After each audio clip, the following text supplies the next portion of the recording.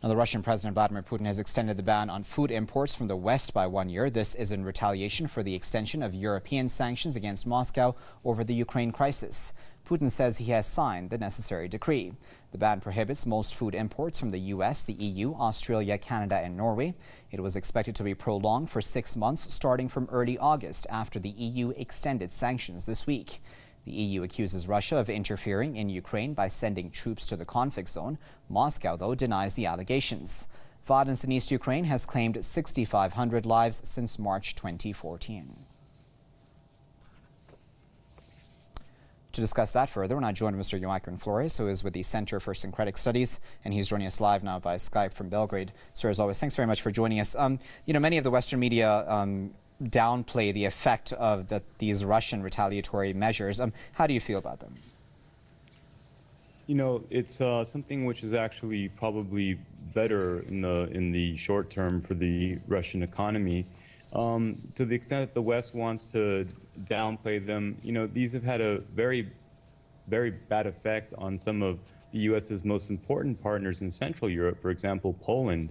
And we recall for some time now that they had been promised originally that if Russia were to have a responsive measure to the EU and U.S. sanctions against Russia, that the United States would do all that it could to find adequate markets for such, well-known products as the now famous Polish apples.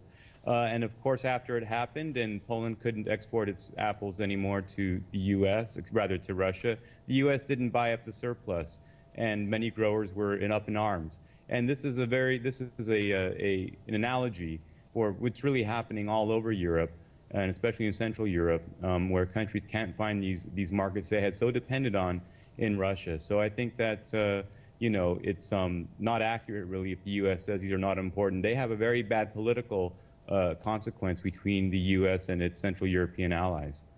Indeed, and I'm glad you mentioned that gap between the Europeans and the Americans growing over this, because obviously it hurts the Europeans the most, as you said. So how long can the Europeans hold on to this failing policy?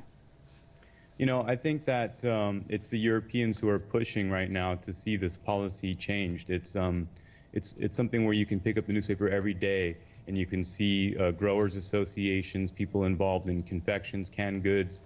They are concerned now that they may be added to Russia's list. And it's, Russia had really said from the start that they were only interested in extending sanctions insofar as the European Union and the U.S. had the same. So they've only mirrored this. And originally, of course, they said that they would do this for 6 months. And I think that might have given some Europeans some hope that they could, put pressure on their American partners to redress the issue before then. On the other hand, the 6 months period, looking from 6 months, puts us into the middle of winter. And this really doesn't allow a lot of Russia's internal markets to do the right kind of planning, and didn't really give local Russian growers the sort of assurances that they needed to meet their demands and their markets and their business partners. So it goes forward for a year. Okay, we'll leave it there at that point. But as always, Mr. Flores, we do appreciate your insight. That was Joaquin Flores, who was speaking to us live from Belgrade.